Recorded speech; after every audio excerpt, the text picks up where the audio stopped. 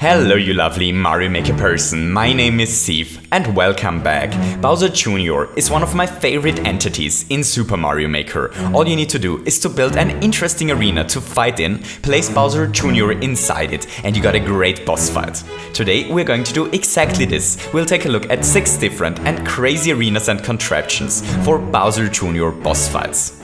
So you ready? Let's do this!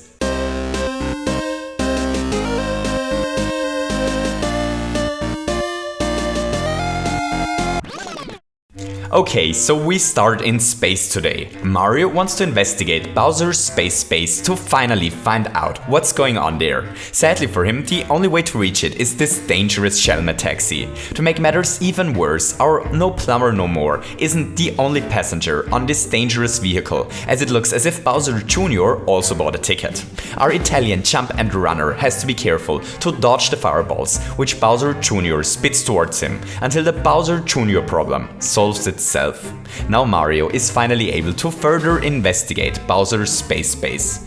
But that's a different story, for a different day.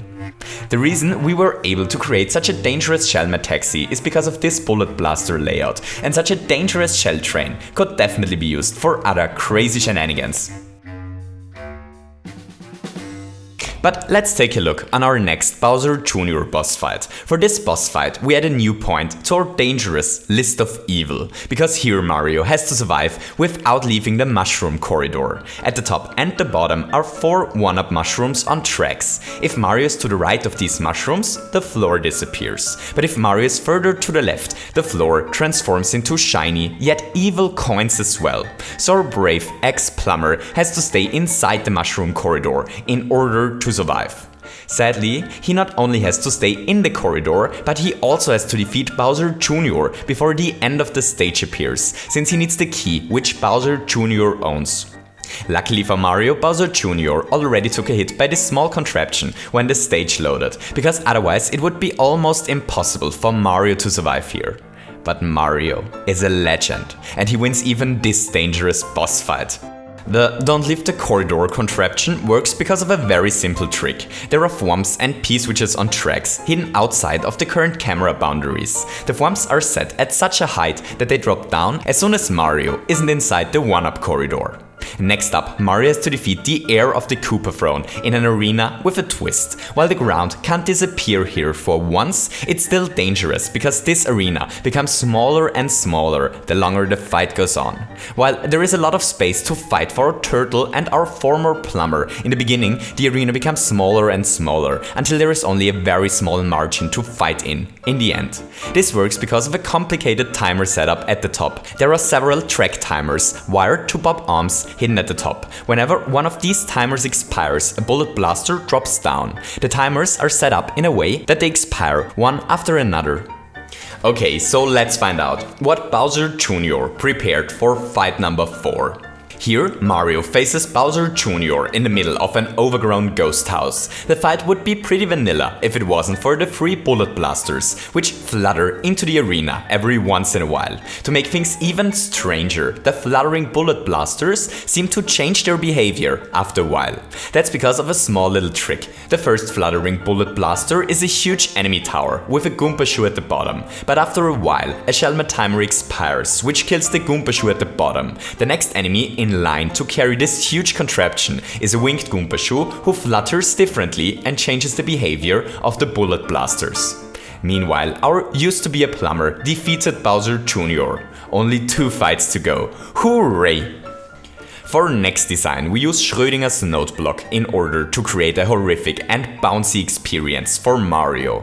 Mario finds himself on top of these bullet blasters, which bounce around. If Mario stays on top of the ground, he's in danger, because this makes the ceiling collapse and drops heavy munchers on top of Mario. So how is he supposed to survive here? Well, he needs to make sure not to be on top of the bullet blasters when they hit the note blocks. This means that he needs to jump around like crazy, while also fighting against Bowser's son. No easy task at all, but if there's anything Mario can do better than anybody else, it is jumping. And because of this, he even survives this dangerous fight. Okay, so how does this work? It's actually really simple. The node blocks at the bottom contain munchers, which trigger P-switches when they are released. The bounce part of a node block is always loaded, but the munchers can only drop down when they are on screen and are set at such a height that they are only on screen when Mario doesn't jump. So there is only one last boss fight left for Mario to survive, and he is done for this week. But Bowser Jr.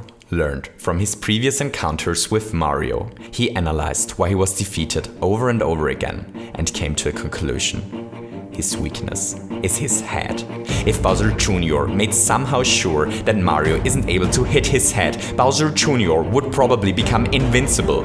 And so Bowser Jr. planned and planned until he came up with an answer to his problem.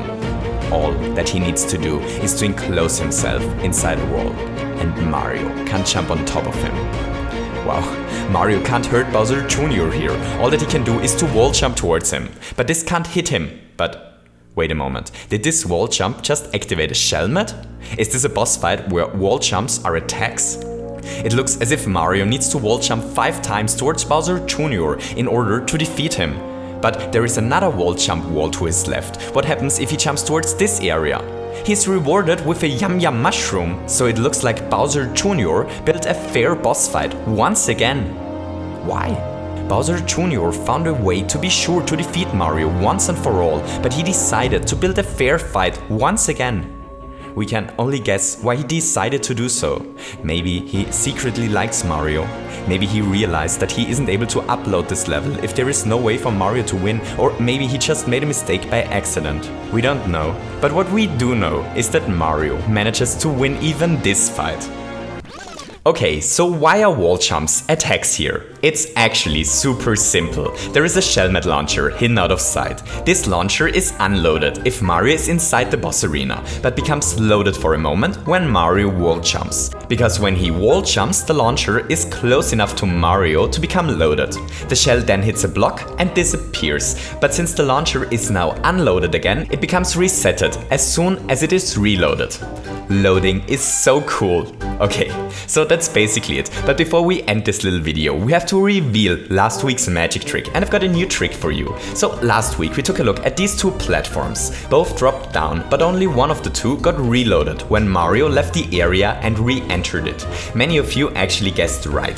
The reason why this works is because one of the 2 platforms is caught by a track piece, while the other one drops down. If a platform is on a new track piece, this information is stored when it is unloaded. But if the platform disappears, it is reloaded at the original track piece. The reason why I show you this trick is because I'm almost certain that there is something completely crazy possible with this little mechanic, and I actually wrapped my head around what to do with this trick, but I wasn't able to come up with something clever. So if someone of you wants to toy around with this mechanic and stumbles upon something cool, leave me a level ID in the comments. Okay, so here we have a new small little Mario Maker trick. At the top is a block on tracks in front of either a red or a green semi-solid platform. If Mario enters this area while the block is in front of the red platform, the floor disappears and our No Plumber No More is no more. But if Mario enters this area while the block is in front of the green semi-solid platform, everything is fine and he's allowed to run around in here as much as he desires. I'll explain how this works at the end of our next video, but if someone of you wants to guess how this works, feel free to leave me a comment explaining it. I hope you enjoyed this little video. If you enjoyed it, don't forget to leave me a thumbs up, and maybe you feel especially fire-spitting turtle today and want to hit the subscribe button as well. I hope that you have a wonderful day and to see you soon. Goodbye!